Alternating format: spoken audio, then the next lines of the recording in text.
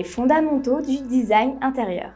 Gestalt est un terme allemand complexe qui n'a pas vraiment d'équivalent dans les autres langues. Le terme est donc utilisé en français aussi bien pour désigner la théorie de la forme, la Gestalt-théorie, qu'une thérapie comportementale humaniste, la Gestalt-thérapie. Gestalten signifie mettre en forme, donner une structure signifiante. N'ayant pas d'équivalent en français, cela reste une définition approximative. Le résultat, la Gestalt, est une forme prenant sens pour celui qui regarde, car structurée, organisée par notre cerveau. Vous allez comprendre. Première partie, la théorie de Gestalt. Si vous regardez un groupe d'objets, vous percevrez d'abord le groupe avant de voir les objets individuellement. Vous verrez l'ensemble comme plus grand que la somme des objets de ce groupe, même si ces objets sont complètement séparés et différenciables. Vous les verrez comme un tout. C'est le point de départ de la théorie de Gestalt. De là découlent plusieurs lois. Grand A, l'émergence. L'émergence consiste à faire apparaître des formes complexes à partir de règles simples. Quand vous cherchez à identifier un objet, vous allez d'abord le regarder sous tous les angles pour faire ensuite correspondre ses contours à des formes et objets qui vous sont familiers, et ainsi finir par identifier cet objet. Ensuite, seulement, vous commencerez à analyser les différentes parties qui le composent. C'est le principe de la bonne forme. Lorsque vous créez, gardez à l'esprit que les gens vont d'abord identifier un élément par sa forme générale avant de s'attaquer aux détails. Un objet simple et bien défini communique plus rapidement et efficacement qu'un objet complexe dont il est difficile d'identifier la forme globale. Grand B, la loi de continuité. La continuité nous explique que notre cerveau remplace instinctivement les parties manquantes d'un objet parce qu'il connaît de celui-ci. C'est un aspect de notre perception qui nous force à voir des schémas familiers que nous avons en mémoire dans ce que nous essayons d'identifier. C'est cette partie inconsciente de notre cerveau qui nous pousse à compléter les vides pour identifier des formes. La loi de continuité suggère que nous n'avons pas besoin de montrer l'intégralité d'un objet à une personne pour que celle-ci l'identifie. Supprimer une partie du contour d'une forme n'est pas un problème, à condition de laisser au spectateur suffisamment d'informations pour qu'il puisse l'identifier de lui-même. Grand C, la multistabilité. Notre cerveau déteste l'incertitude. Si une forme peut être deux choses différentes à la fois, notre esprit va en privilégier une et mettre l'autre de côté. Impossible de voir l'autre forme sans un effort mental. Dans cette image, vous pourrez trouver un exemple avec deux visages qui forment un vase. Cette image est l'exemple parfait de la multistabilité, car elle ne possède pas suffisamment d'informations pour qu'on puisse déterminer s'il s'agit effectivement d'un vase ou de deux visages. Si vous voulez changer la perception d'une personne, n'essayez pas de tout changer d'un coup. Trouvez un moyen de l'amener à regarder votre travail sous un autre angle.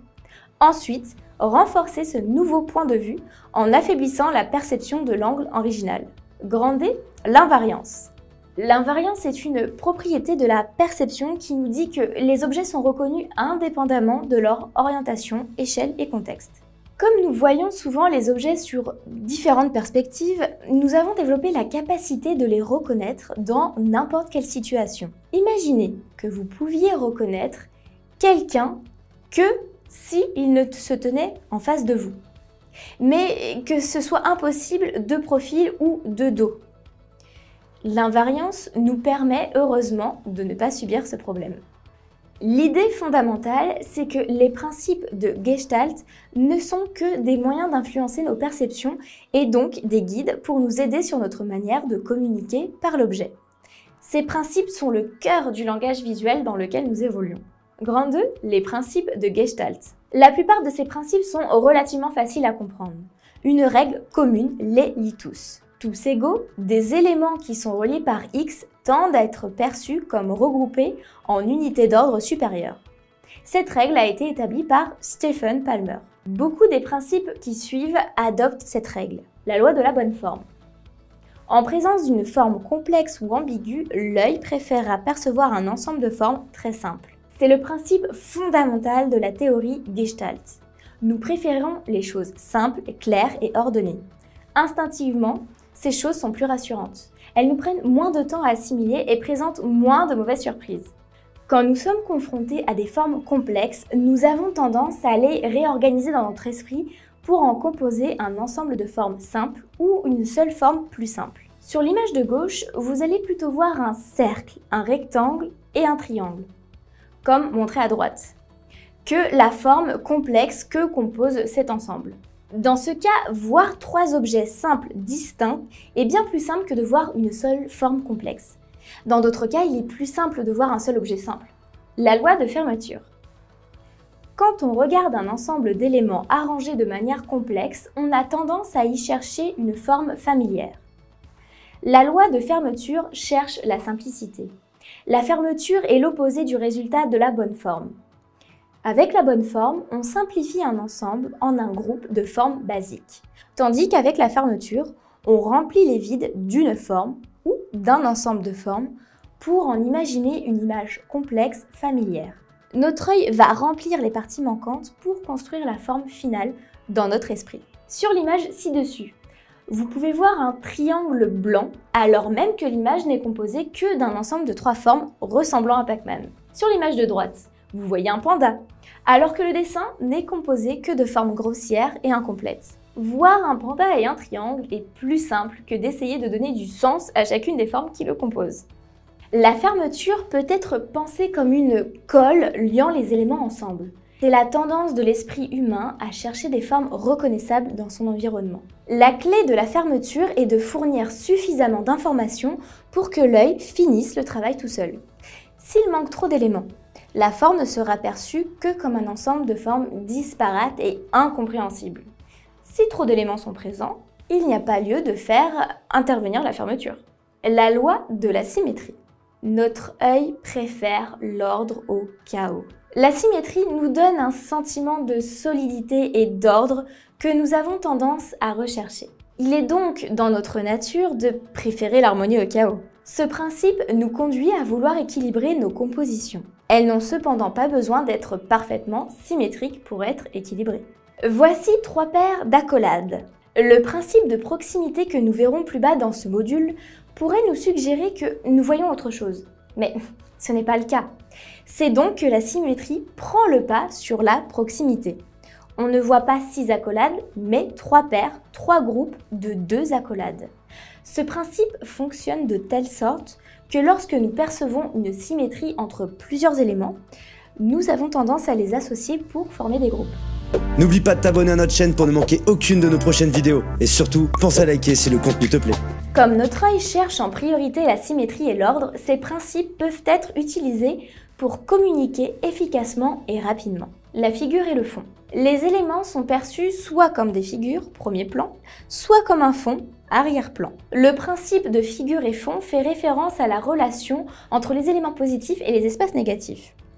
L'idée, c'est que l'œil va séparer une forme de son fond par rapport à sa compréhension de l'image. C'est l'une des premières choses que les gens vont faire inconsciemment lorsqu'ils vont regarder une composition. La relation figure-fond peut être soit stable, soit instable, en fonction de la facilité avec laquelle on peut déterminer qui est quoi. L'image de gauche représente le parfait exemple de ce que peut être une relation instable.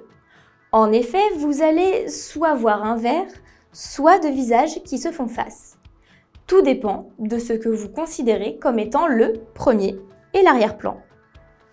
De plus, il est assez simple de se forcer à changer de perception, d'inverser votre interprétation. C'est ce que l'on appelle une relation instable. Plus une relation figure-fond est stable, plus il vous sera facile d'amener votre audience à se concentrer sur l'élément que vous voulez qu'elle voie. Grand E, la loi de continuité. Des éléments connectés visuellement sont perçus comme liés entre eux, au contraire des éléments sans connexion. Sur cette image, des lignes relient deux paires d'éléments. Cette connexion nous laisse à penser que ces éléments sont reliés entre eux d'une manière ou d'une autre. De tous les principes qui suggèrent que des objets soient reliés, la connectivité uniforme est la plus efficace. Dans cette image, même si nous voyons deux cercles et deux carrés, la relation cercle-carré est plus forte parce qu'elle est visuellement connectée. Notez que les lignes n'ont pas besoin de toucher les éléments pour que la connexion soit perçue. La loi de proximité. Les objets proches les uns des autres sont perçus comme connectés. La proximité est similaire aux régions communes, mais utilise l'espace comme limite. Quand des éléments sont proches les uns des autres, ils sont vus comme appartenant à un même groupe plutôt qu'en tant qu'éléments individuels. Le fait que les éléments du groupe soient plus proches entre eux que n'importe quel élément extérieur au groupe renforce cette perception. Les objets n'ont pas besoin d'être similaires entre eux tant qu'ils sont groupés dans un ensemble homogène qui leur permet d'avoir une relation de proximité. La loi de synchronicité. Des éléments qui bougent dans la même direction sont perçus comme mieux connectés que ceux qui sont stationnaires ou qui bougent dans des directions différentes. Quelle que soit leur apparence, leur éloignement ou leur échelle, si un ensemble d'objets se déplace dans une direction commune, cet ensemble est perçu comme appartenant à un même groupe. Les éléments n'ont même pas besoin de bouger pour qu'on leur attribue une synchronicité. Ce qui compte, c'est la destination commune. Par exemple, si 4 personnes sont enfermées ensemble dans une pièce et que 2 d'entre elles se déplacent vers la droite, elles seront vues comme ayant une destination commune. Si elles ne font que regarder dans la même direction, elles seront aussi perçues comme ayant un objectif commun. Dans cet exemple, les flèches sont suffisantes pour indiquer que les éléments partagent un objectif commun. Le mouvement ou le changement ne sont pas nécessaires, mais peuvent être une meilleure indication d'un destin commun que des flèches ou une orientation similaire qui ne font que suggérer le mouvement. Grand H, le parallélisme. Des éléments parallèles entre eux sont plus souvent associés que des éléments qui ne sont pas parallèles.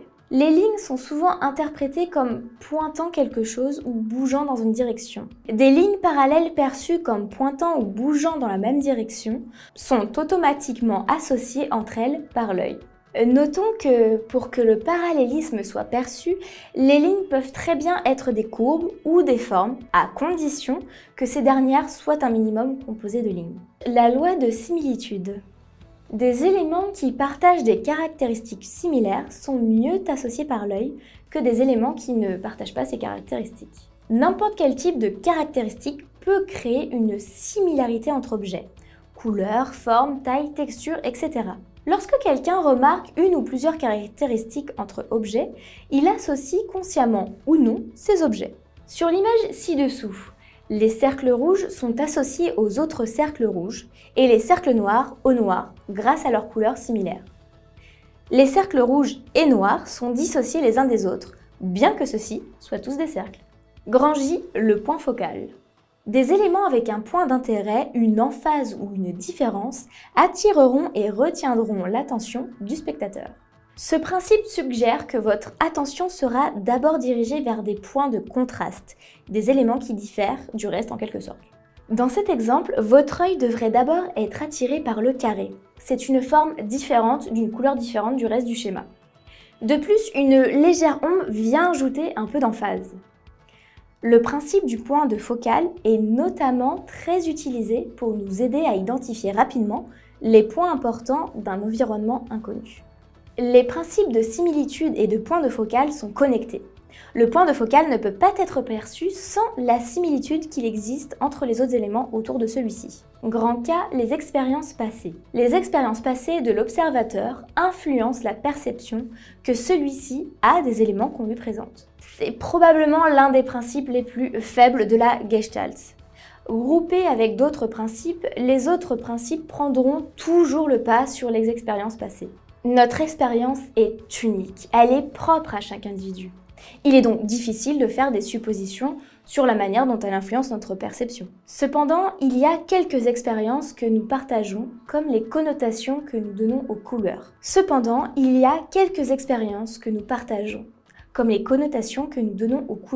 Qui sont directement tirées de notre vécu. Au cours de votre vie, vous avez probablement vu des centaines de feux de circulation routière. Avec les années, nous avons appris que le feu rouge signifie stop et le feu vert que l'on peut avancer. Nous sommes donc conditionnés à penser que le rouge signifie l'interdiction et la fermeture, alors que le vert tendrait plutôt vers l'autorisation et l'ouverture. Beaucoup de nos expériences communes sont culturelles. Les couleurs en sont un très bon exemple. Dans certains pays, le blanc est considéré comme symbole de pureté et d'innocence, et le noir attribué à la mort et au diable.